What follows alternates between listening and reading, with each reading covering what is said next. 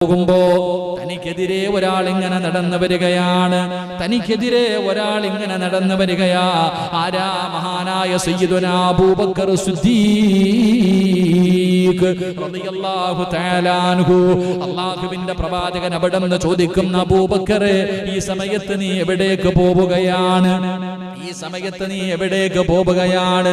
അല്ലാഹുവിന്റെ റസൂലിനോട് കരഞ്ഞുകൊണ്ട് പറഞ്ഞു, യാ റസൂലല്ലാഹ്, വിശപ്പ് സഹിക്കാൻ കഴിയുന്നില്ല നബിയേ, എനിക്ക് വിശപ്പ് താങ്ങാൻ കഴിയുന്നില്ല നബിയേ. അതുകൊണ്ട് വീടിന്റെ അകത്ത് കിടന്നിട്ട് ഉറക്കം വരാതെ ഇറങ്ങി നടന്നതാണ്. അബൂബക്കർ തങ്ങളെ ചോദിച്ചു, നബിയേ അങ്ങെങ്ങോട്ടാണ്? അല്ലാഹുവിന്റെ റസൂല് ചിരിച്ചു കാണിക്കുകയാ. എന്റെ പ്രിയമുള്ളവരെ, രണ്ടുപേരും മുന്നോട്ട് നടക്കുകയാണ്.